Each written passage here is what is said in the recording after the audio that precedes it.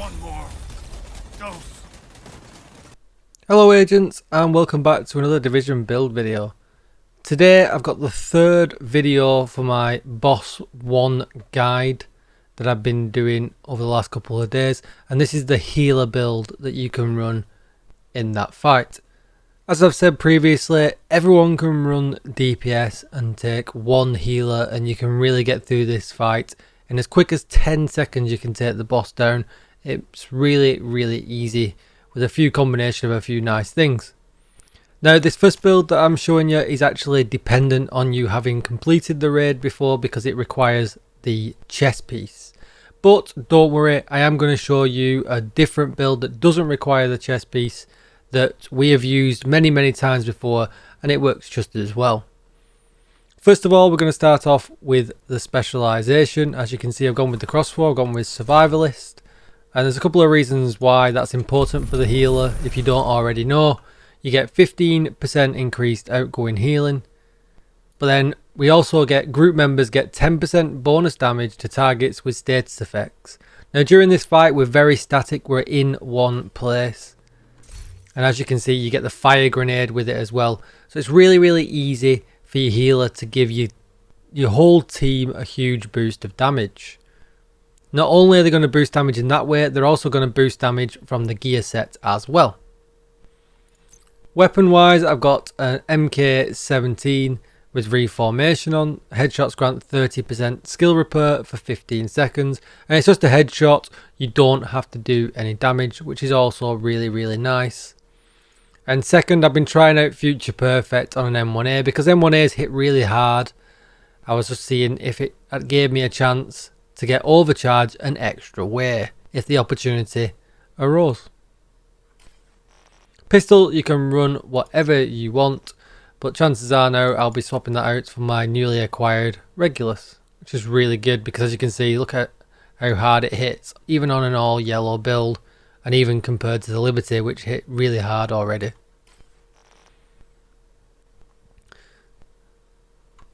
For the strategy for this fight, we overcharge a healing hive, and that's the reason why I run the BTSU gloves. If you don't already know, the BTSU gloves grant skill haste for the hive, and then detonating a hive refreshes your skill cooldowns and grants overcharge for 15 seconds.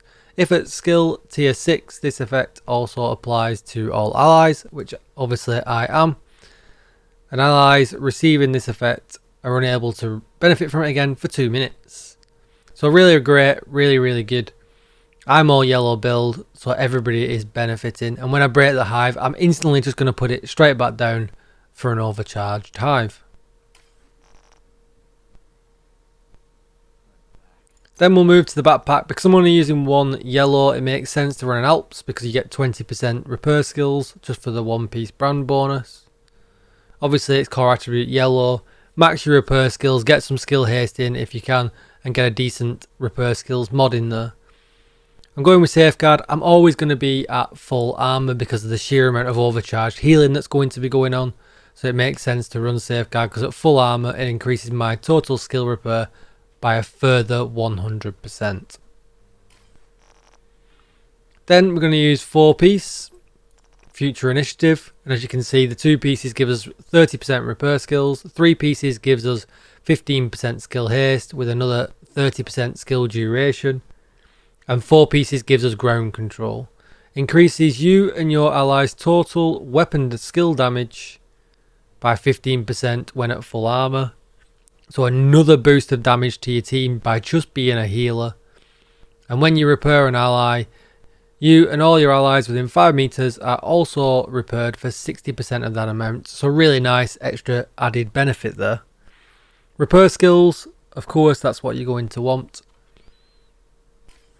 And then if we look at the chest piece, obviously all that stuff is the same. And in the mod slot, you definitely want repair skills.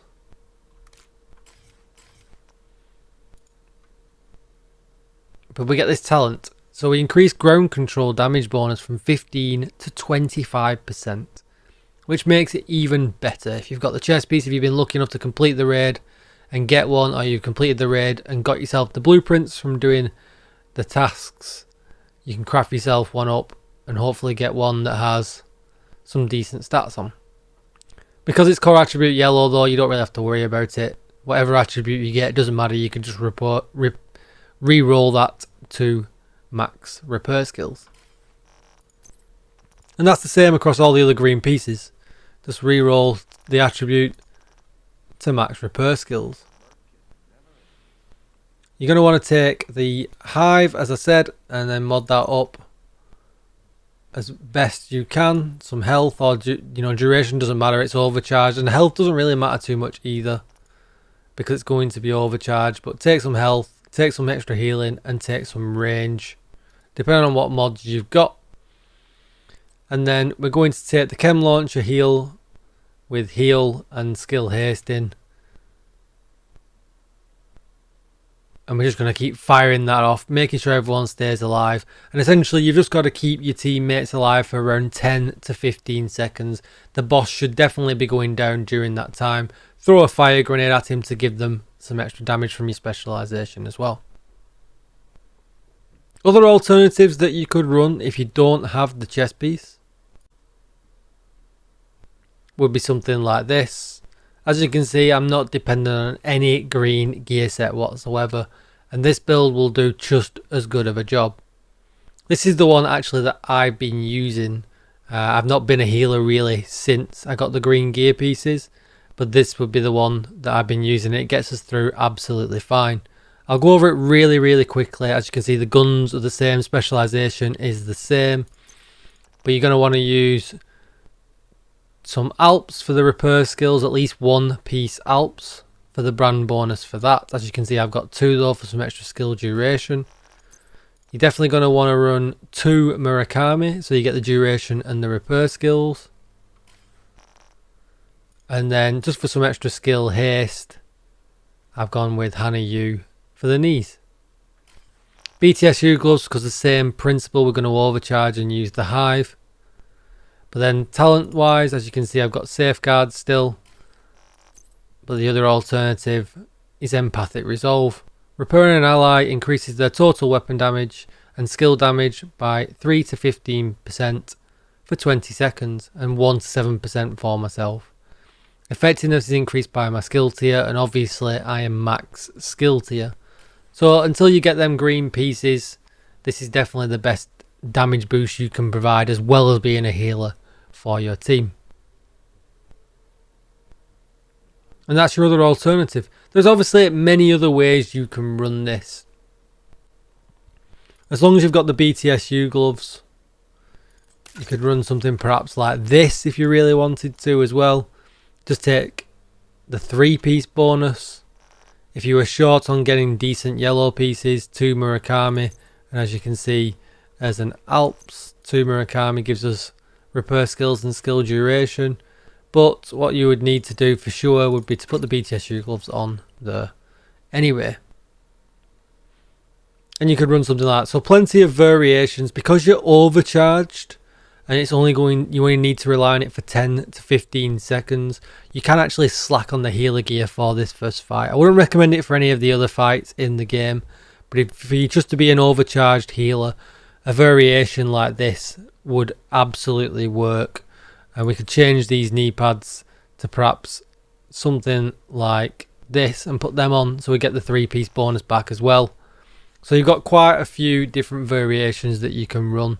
As long as you can overcharge the hive, you're good. Thanks for watching everybody. I hope this information was useful. Let me know what builds you run. Let me know if you use a strategy like this in the comments down below.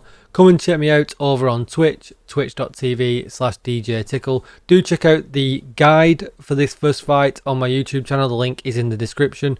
And I've also got a guide for the DPS build that you can use as well. So do check that out as well. Comment down below. Give me a thumbs up or give me a thumbs down. Consider subscribing to the channel and hitting the bell for more Division content. And check me out over on Twitch, twitch.tv/DJTICKLE. And I'll see you in the next one. Thanks for watching everybody. Goodbye.